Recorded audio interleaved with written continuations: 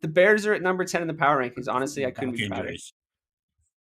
Back injuries. I couldn't be prouder. I'm so fucking happy because I don't, and I just want this on the record. This is just what I'm going to say for a second. I'm not overreacting. I'm not declaring anyone anything. I'm not saying he's going to be anyone or making any comps. What I'm saying declaratively, because I don't care who we've played, I don't give a shit. I'm watching him play quarterback. I know ball.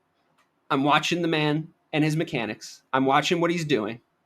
And I'm watching the best quarterback that's ever played with the Chicago Bears with no hyperbole whatsoever. It is so clear. It is miles clear. And the moments I even saw them in the first 2 weeks, I didn't overreact then, and I'm not going to overreact now. I'm not going to say he's Patrick Mahomes. I'm not even going to say he's going to win us a championship here in Chicago. I'm not even going to say he's going to be the best quarterback in the NFC North in a few months or years or anything. But you think he will be? I think he's the best quarterback that's ever lived, but I'm not saying that yet. is what's we have to make sure we keep on balance, right? So I'm very excited, but I'm tamping down expectations. And quite frankly, if you had an opinion on him and Jayden Daniels and Drake May and what they were going to be, and your opinion on them was firm before any of them threw a fucking pass in the NFL, even if it turns out to be true in the long run, you weren't right because you were just saying shit. Like, that's just you saying shit because you don't know. No one knows, right? If you have an opinion of them after 3 weeks and it's definitive, that's dumb. You're not smart. You haven't been around the block enough times. We haven't seen enough tape on any of them. After 6 weeks, you're just looking for really big major red flags. I think really huge major whopping fucking red flags display themselves by this point. And I just haven't seen those. From Caleb Williams. I think I saw a couple of rookie things that I came on this podcast and I came on the other podcast and said, I think those are little rookie things, holding on to the ball too long. But I think the swing of how quickly he learned, I was not expecting him to do that stuff over the last 2 weeks. I was not expecting him to have the kind of rhythm that he had, deciding to get guys involved, the amount of things he's doing pre-snap, the reads that he's making that are good, the communication with the offensive line. I have watched every Caleb Williams hype video over the last 2 weeks. I've listened to every single second of his mic'd up. I enjoy how the man carries himself. If you were in the internet conversations preseason calling him spicy and alluding to the fact that he might be gay or something, that's completely fine. I watched my quarterback show up dressed like the fucking Candyman, walk into a stadium in London as the only game on TV and throw 4 fucking tutties, including a great response to a bad pick. A bad pick, but a great response. So I'm here for the 4-2 Bears going into a bye week. I'm here for fucking Caleb Williams. I wouldn't trade him with Jayden Daniels. And as crazy as it might sound, maybe 2 good quarterbacks came out of the top 2 picks, even though that's never, ever happened. I think I'm being reasonable. I think you're being more than reasonable. Thank you. Now that I've done that, we're winning the Super Bowl this year. I just want everyone to know that. But I was hoping for 9 wins. I asked for 9 wins at the start of the season, which was me being reasonable, and we're now 4-2. And we have a tougher. You have a tough second half. Yeah, you got a really tough second half of that schedule. But I think 9 wins is obtainable for you guys, and I don't think a playoff berth is out of the question. I mean, I think it's a successful season for the Bears. It's a successful season for the Bears if you guys are playing meaningful games in December, right? If you guys have meaningful games in December, that's a successful season for you guys. If you guys don't make the playoffs, I'm not swerving off that path. I think we said that in the prediction show, and I'm not going crazy here, but it gets into a little bit more the nitty gritty because it's that, but it's also like I want to see Caleb Williams throw for 4,000 yards. I don't want to be the only team that hasn't had a quarterback do that. I want to see his touchdown to interception ratio looking such nice. A mind-blowing stat. I know. It's upsetting for me, and I don't even really want to do that. Well, through a third of the season, if he does exactly what he's done for the next 2/3, he'll finish with 3,998 yards. It's still not 4,000 yards. Oh my god, is that true?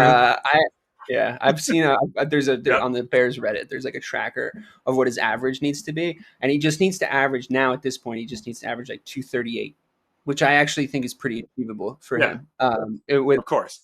Yeah, well, because that's because that 93-yard yeah, he's game had a he had couple of in tough week ones, one. but I just don't you think like did you guys wake up and watch that game 9:30 your time?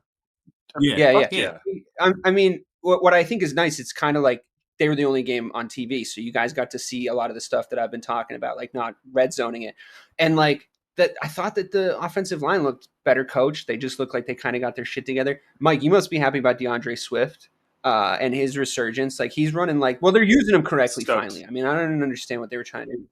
Yeah, it he's was a about scat time. back. He's a scat back. Yeah, but He but can't that's north what our south DeAndre system's Swift. designed to use. Like that's what Yeah. that's what the West Coast like zone run offense. That's what you want. And then they were like, "Nah, we're gonna run them north to Right. south." And I'm like, "Wait, what?" Like, well, I don't understand. What are we doing here? It was a really strange couple of first weeks, but like, and I was really panicking that the coaching staff was like had full dementia. Like I really thought that there was like a wave of a dementia virus going around. But yeah, I really do think that they figured it out. And like you got to give people a chance. Like Waldron's running a modern offense in Chicago. Said no one ever. I mean I watched a modern offense in Chicago for the first time in my whole life, in my whole entire life, and we'll see what the next few weeks bring. Like we do have a tough schedule, but like I'm for the first time ever watching compilations of highlights of my quarterback set to like hard rap songs, and it's awesome. So that's exciting for me, at least. He looks crafty in the pocket. His decision making's, I think, getting better week on week, and the fact that he's improving, I think, is just such a good sign. That's not to say, because I'm just going to fold this into the conversation about the Commanders. That's not to say that I'm down on Jayden Daniels and the stuff that he's done, but I think they're very different QBs, and I think deciding anything or crowning anything with him is equally as silly. I mean, I think he's clearly a guy for the future, but like we were all there for Robert Griffin's arrival in that exact same franchise, so like you have to still be a little bit skeptical just naturally. It doesn't mean you're down on the kid, but you have to be skeptical on both these guys because it's like, when has this ever happened? Where we just get this glut of good quarterbacks. Like Drake May looks like he might be the guy in New England. Caleb Williams looks like he might be the guy. Jayden Daniels looks like he might be the guy. Like that's never ever true. We all had in our heads that we were like hoping we got the diamond, right? Like it's like hopefully we got the diamond, like hopefully. And then like they were in Denver, like convincing themselves that Bo Nix might be that. But come on, I mean, this is what happens every year. And you're looking at Trevor Lawrence, 2 number 1 picks going head to head. And I'm like, I mean, look what happened to that guy. That guy had elite intangibles. He had elite pocket presence. He had this, he had that. And then, no, he didn't anymore. I mean, Mike's now talking about him possibly getting benched come next week, live on TV. So, I mean, looking at the Commanders, they lost to the Ravens. They didn't look like they didn't belong there. Bob, what did you think of that matchup? It was the number 1 matchup on Red Zone all week. For good reason. For good reason. I thought, good game. The Ravens. It was a great game. The Ravens, were definitely the better team, but I thought the Commanders at least showed up. Which we said was going to happen. We said that was going to happen.